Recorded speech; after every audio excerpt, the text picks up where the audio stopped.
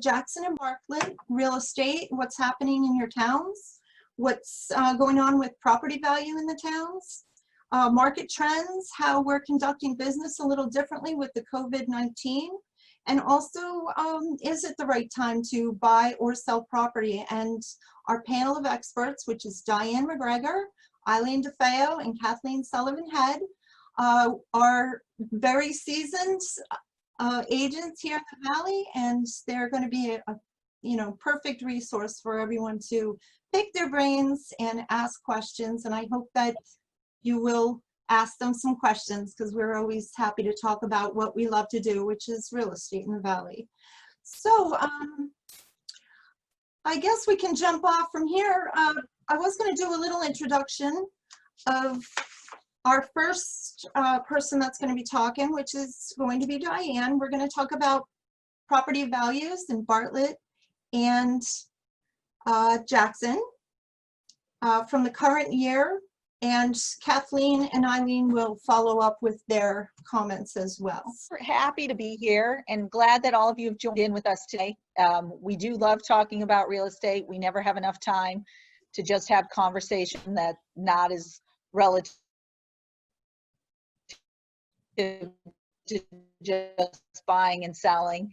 So we're going to be providing a lot of conversational information today, and anybody who has interest in specifics or very viable specifics about certain properties and or neighborhoods, welcome to call any of us anytime.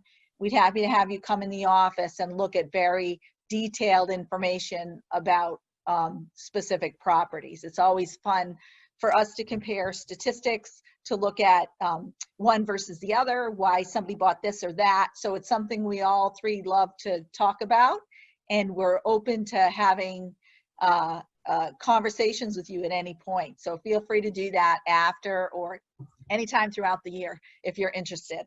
I'm going to talk a little bit about what's been going on this year and the specifics of that.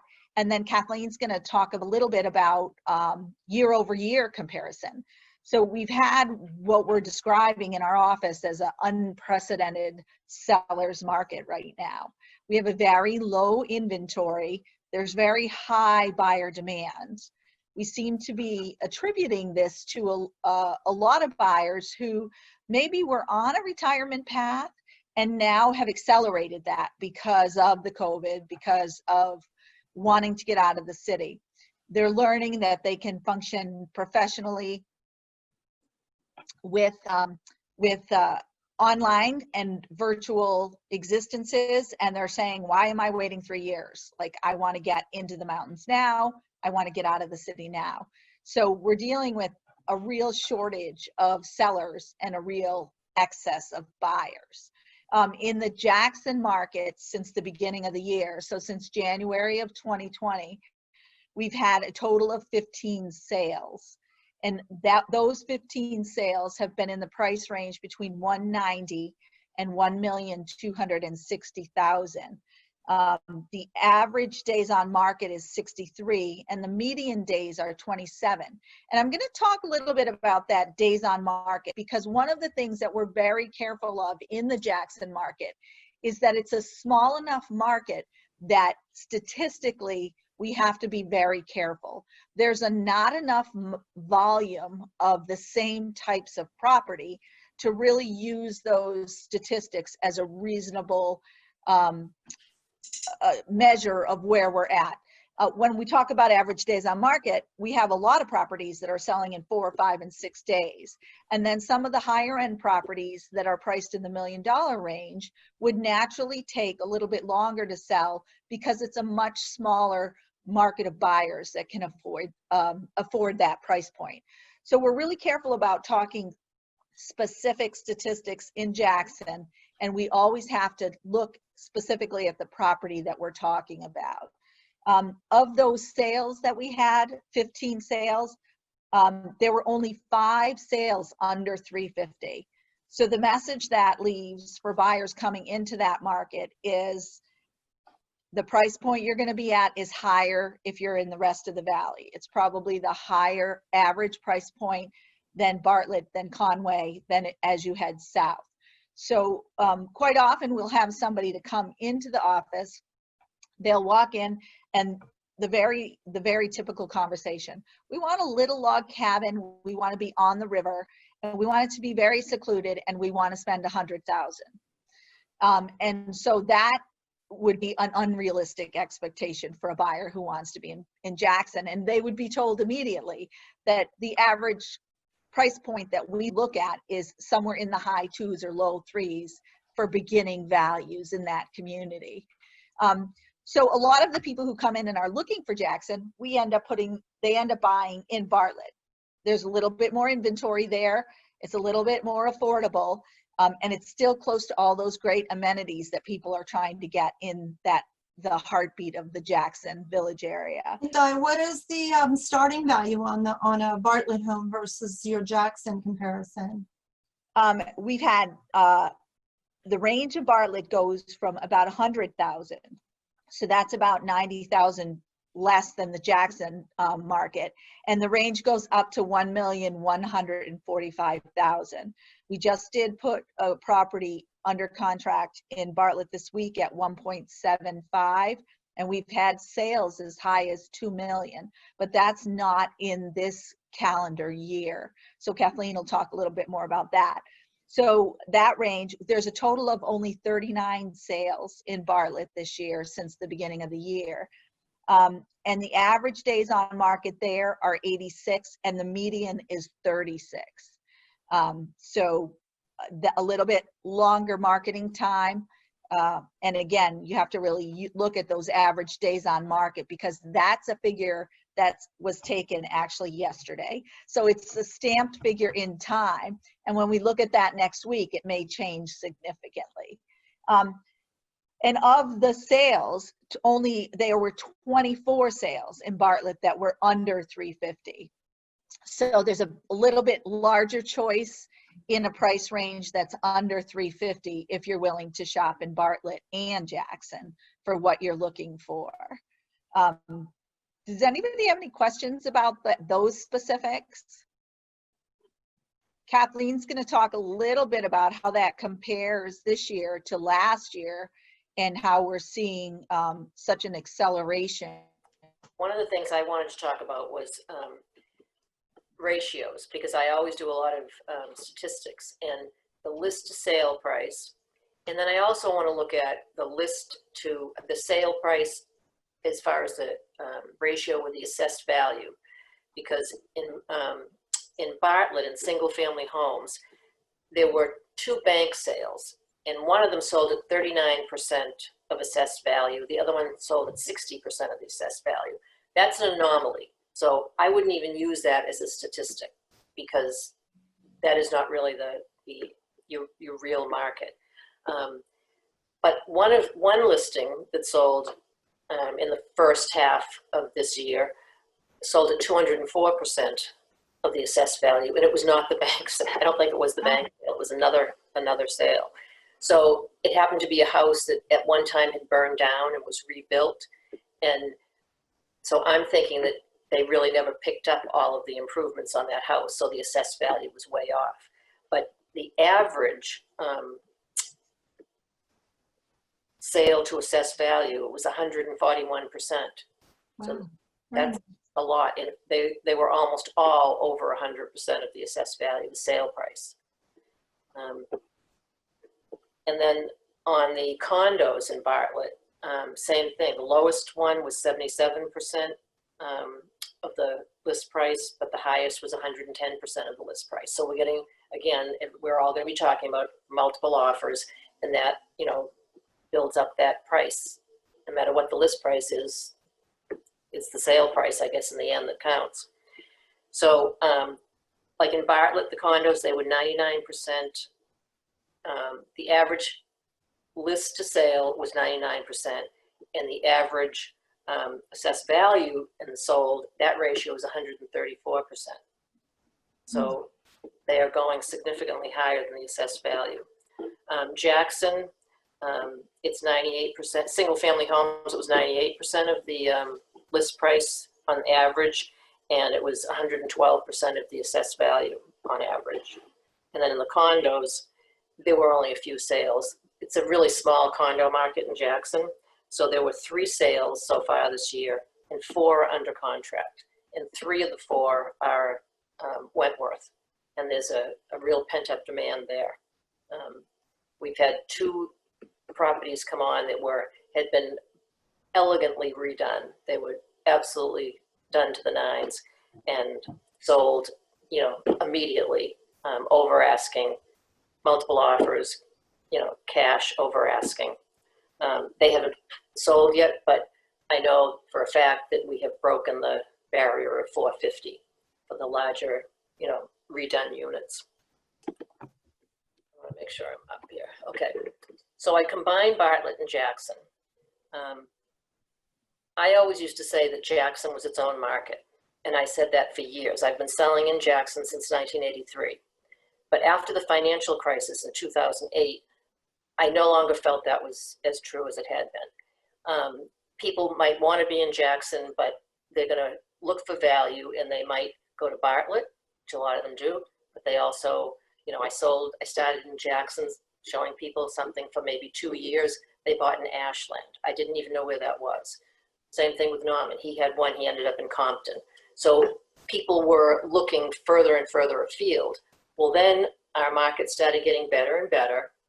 And our market had really been quite active and good before COVID. And we weren't sure what was going to happen. But it turned out it has maintained that and surpassed that activity. So this is in 2019, there were 48 sales of single family homes the first half of the year. And the highest sale price was $1,680,000, the lowest $125,000. So your average sale price was $433,500. That's pretty high. And the median was $359,800. So then, let's see if I can move this down. This year, there were 47 sales in the first half. So that's only 1 less. And we went from $1,260,000 with a low of 100,000, average 390, median 331. Well, it looks as if our average and our median had gone down, but I think because it's a small market, Diane was talking about this, we don't have enough statistics really to make it. I think if I took off the highest and the lowest, we might have a better picture of what it is, but it is an active market. So right now there are 40 listings and they go from $1,750,000, and Diane has that under contract. The lowest $165,000, but the average price because of it is really high, which I think is not reflective of the market. I don't, because your average buyer is not going to be looking in the 600s. So it's a good assumption that property values have gone up, even with the COVID happening. If you're a buyer, you know that painfully. Can I jump in? Yes. Hi, everyone. I'm so happy to be here. I'm Eileen. I haven't been in this market quite as long as Kathleen, but I've learned a lot in the last few years here. So I think based on all of the statistics we just heard, you can all understand that it is certainly a great time to sell, maybe better than ever. When COVID first hit, I know that personally I was really unsure of what was going to happen in this market, and we've been pleasantly surprised. I looked a little bit at inventory in Bartlett just today. I find myself chatting with a lot of buyers who are looking in that 200,000 to 400,000 range in Bartlett. And right now there are 3 homes for sale in all of Bartlett in that price point. So if you do have a home in the area and you're thinking of selling, it is likely if you're in that price point, you'll see multiple offers, you'll have a ton of traffic. So I wanted to talk a little bit about what listing your home might be like in this market. these are kind of strange times, as we all know, with the masks and hand sanitizer and gloves. So we have really adapted the way we do business. We are Zoom experts now, as you probably all are. So we've really honed in on doing virtual tours. I know I do a lot of FaceTime tours with buyers who are maybe out of state. You know, they might have interest in a property, but maybe don't want to make the drive up here because then they'd have to stay in a hotel. So I do a lot of previews via FaceTime tours. And for listings, I have been doing a lot of, and I shouldn't say we at Badger Realty have been doing a lot of social media, such as Facebook Live open houses, things like that. So what that really means is that we can get more people than ever to view your home virtually. So that feels a little bit safer for a lot of people, and we are also able to get you a lot of exposure that way. And of course, when you do have in-person showings, we are able to, you know, tailor those to your need for your specific requests, if that means having decision makers only, masks, gloves, hand sanitizing as we're going in and out. We're doing all of that in the area. So selling, it's certainly a great time. The other thing I wanted to chat a little bit about, of course, is it the right time to buy? So if it's a seller's market, that's of course not the best news, but it's not bad either. Certainly it can be a great time to buy if you need it to be. You know, if you need to get here and buy a place, you have to be prepared in advance, I would say. So I think the best thing to do if you're a buyer right now is to kind of prepare in advance, you know, before you start touring homes, chat with a local lender, get your pre-approval or your proof of funds or whatever you might need. It's a very fast moving market. So if you see a property, you may need to be prepared. Well, you'll likely be prepared if you're interested to make an offer that day. So having that pre-approval or proof of funds ready to go is going to help with that. And then, of course, connect with an experienced local agent, someone who knows this market, who knows what to expect, somebody who knows how to compete for you in a multiple offer situation. So in short, I think if you're a buyer, you just need to be prepared to move pretty quickly. Yes, absolutely. Pre-approved. So I wanted to touch base. Thank you, Eileen. I wanted to touch base really quickly on what are we seeing for market trends, local market trends, when you or your other fellow agents are talking about, you know, what you're looking for in listings and stuff for your clients. What are people looking at right now? Are they looking for single family, condo? What are you seeing a real trend happening with as far as home ownership and the kind of buyers you're seeing? For me, it's pretty much the same as it has been. I work with a lot of people who are planning pre-retirement, and then it will transition into the retirement home. Or they're looking for a condo, and then they're going to buy the condo. They'll get to know the area even better than they do now, and then they'll, you know, upgrade to, you know, something maybe larger. I have a lot of people that say they're downsizing, but they're looking at what I consider larger homes. So it's, you know, it's just, I think the COVID pandemic has given a jolt to an already good market. And so people who were, maybe it was at the back of their mind, it's now at the front of their mind, and they want to move forward. But inventory is tight, so it is a challenge. And are you seeing a surprise, any surprises in those trends that you just talked about? Where they're coming from, or why, the motivation behind why they're looking up? Well, I've always found that a lot of people that come here, it's because they have somehow there's an emotional attachment. It's because they came here with their grandparents or their parents. You know, they skied here. I can't tell you how many people I've met over the years that they met up here at a ski club or skiing or something, and now, you know, now they have 10 grandchildren, And, you know, so their children grew up coming here, the grandchildren grew up coming here. And so that continues on. And I think, I know I've worked with a lot of 2 generations of families, but I think I'm now on the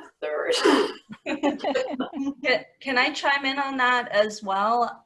Yes. I know I've had a few conversations with potential buyers recently who are currently living in urban areas and have now recently really mastered the working remote thing. So even people who maybe can't make a full-time move here yet are now able to make a part-time move because they're working from home a lot more due to the pandemic. So I think that's been an interesting shift, and probably one of the things that, as you said, has given this market a jolt, Kathleen. I'd like to add on to that, Eileen, and specifically for people who are thinking of selling and getting their home ready to sell. We're seeing a real trending, obviously, upward of pricing. So the selling price is trending on the upward. But in addition to that, we're seeing a trending of thinking that, you know, bigger isn't necessarily better. And when you're preparing to sell, people are looking to buy an experience. They want the experience with their family. They want the experience of the mountains. They are often working at home, so there's need for a small office area. And so getting a home ready and for this market and for a sale, you want to think along the lines of what kind of experience is your home going to provide to a potential buyer. If you have a big view property, you want to minimize everything that's inside the home and focus on the view, because that becomes the artwork that you're displaying of your home. You want to be able to, for that buyer to walk into your home and be able to experience what their family would feel like in that space. In the past years, I would say in the 90s, and Kathleen probably could better stamp the period of time, there was a real trend where size, it was all about size. People wanted bigger homes. They wanted, the bigger home represented their success in life. And now we have a lot of people in the market who don't necessarily want that big home. They want their privacy, so that maybe means ensuite bathrooms. They want to be able to have functionality to work and play with their family and still have their privacy. But more importantly, they're coming here to experience the mountains.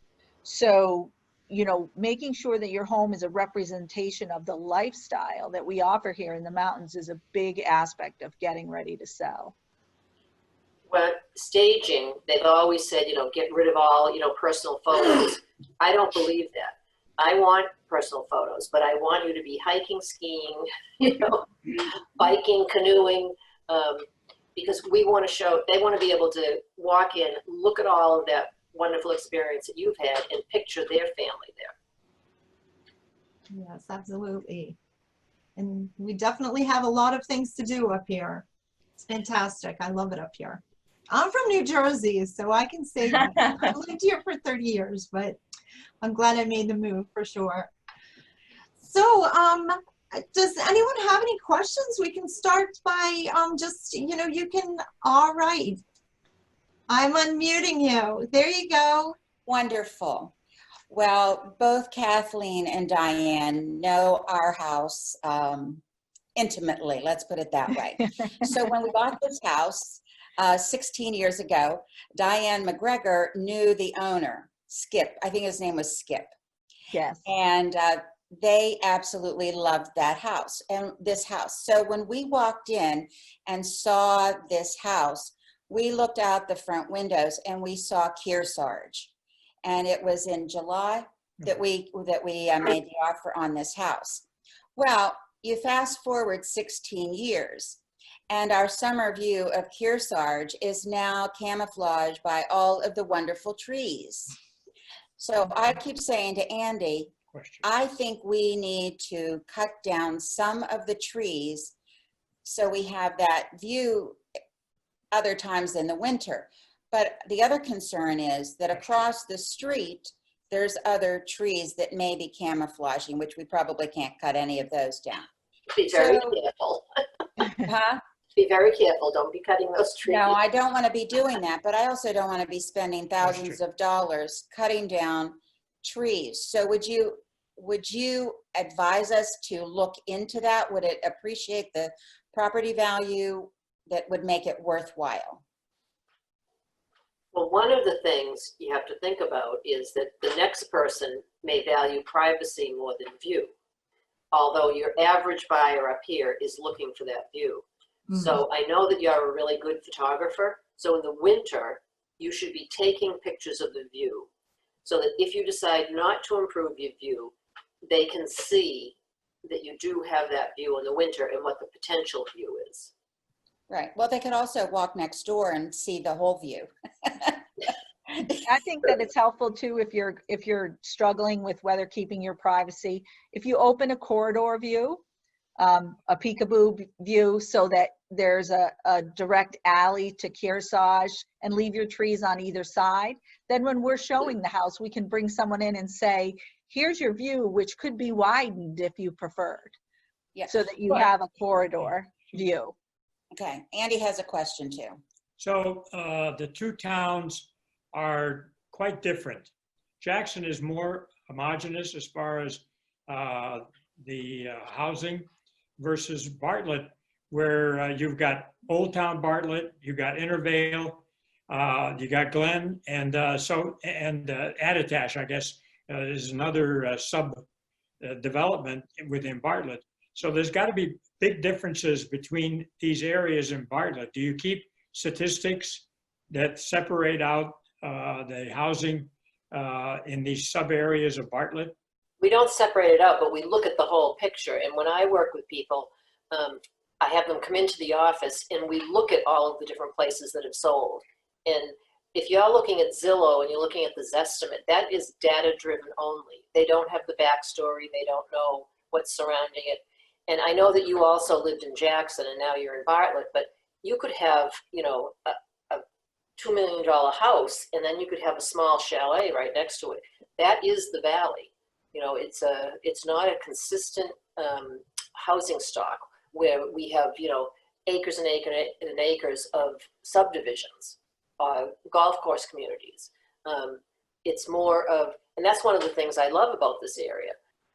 You know, it's sort of all in together girls. You've got people in, you know, small chalets, you've got people in great big houses, and everybody's just hanging out in their jeans and hiking boots. But we can, you can look at those neighborhoods and we can do that. Yes, Yeah, that's what makes the community such an interesting community. And having those statistics are important as a ground base for determining value. But the ultimate really important value is having someone like Kathleen, like myself, like Eileen, to come in and take those statistics and explain how they're relative to what your goals are for that property. So we're going to take those statistics, which we do have, yes, Andy, of what you call the sub areas in Bartlett, but that we like them just as much as what we would consider premium areas. Sure. And we'll look at those statistics and how they're relative to the whole community.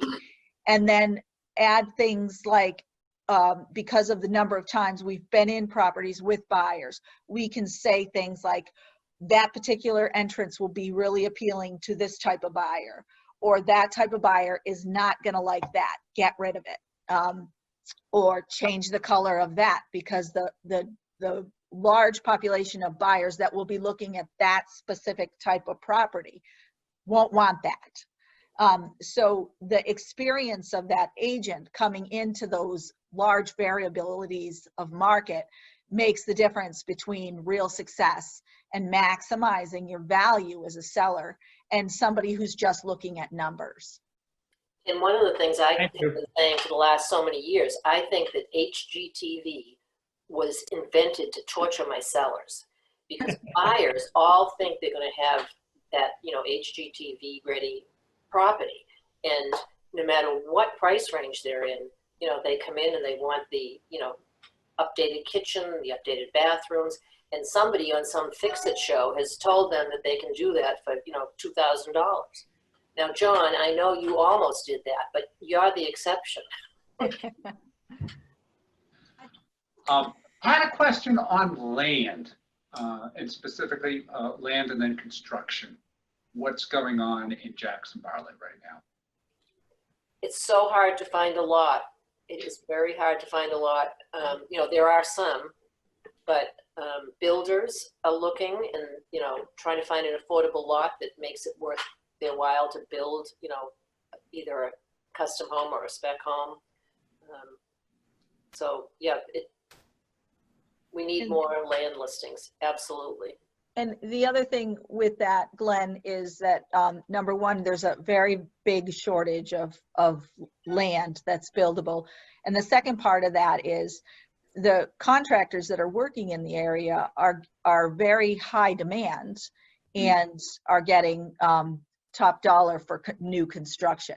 So when you do new construction, you have to think of things like when you put in a septic and when you drill a well, and then you go to value the house. Those two things don't have value towards your bank loan, if you will. So the people that we encourage to build that really want to build are people who are building their dream home. They, you know, they may have had multiple properties throughout their life. They may have owned 2 or 3 new homes, and they're at the point in their lives where they're on their 4th or 5th home. They have the assets and the time. Time is a really big factor to do whatever they want. And that's not relative to size. Not everybody's building a huge mansion, but they're able to meet with contractors and decide on just exactly what they want. So it's a very specific buyer that will actually do new construction in this market. And when you look at new construction, 74% of Jackson is National Forest, 64% of Bartlett is National Forest. We've got Merriman State Forest in Bartlett. We have conservation land. They have conservation land in Jackson. That's what makes land, you know, scarce. Premium. So follow-on question, if land is secured, cost per square foot on new construction relative to existing inventory for similar build quality, any data on that?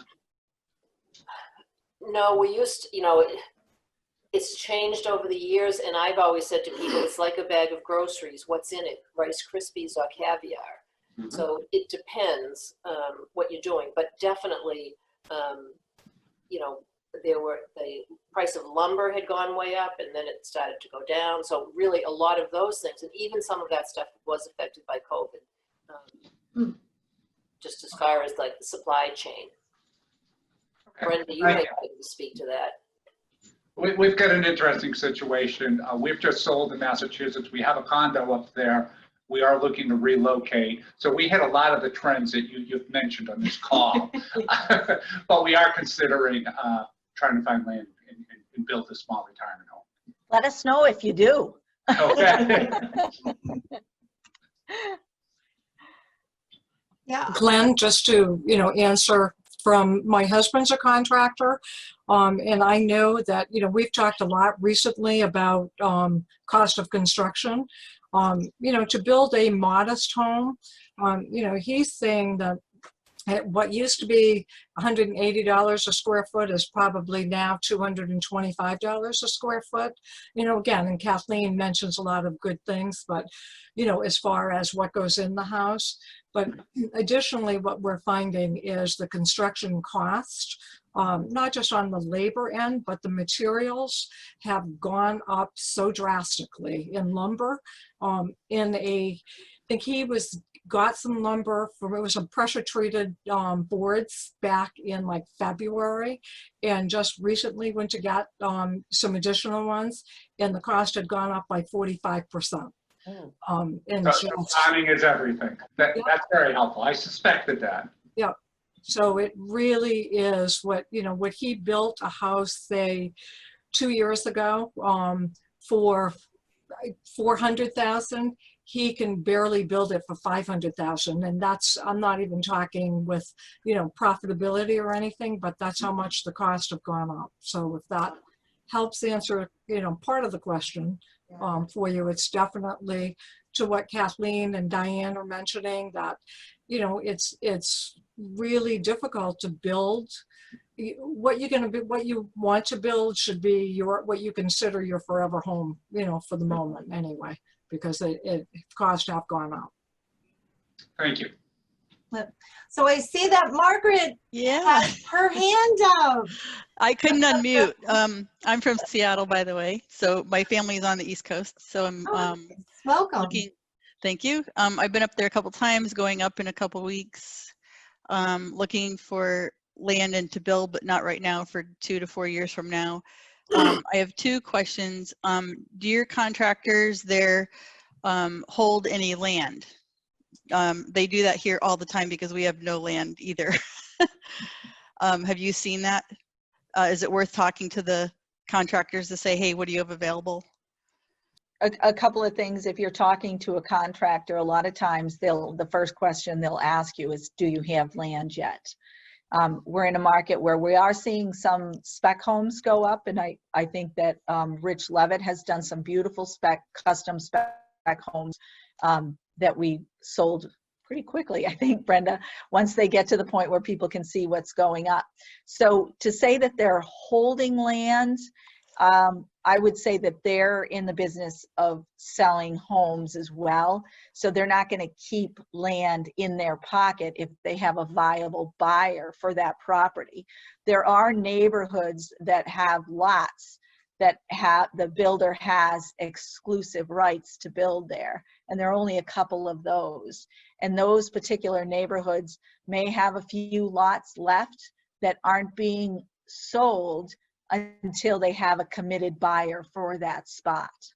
Okay, thank you. The second question is, do you send out any type of communication to homes in your area saying, we do have a flood of buyers, this is a seller's market, it's a great time for you to list?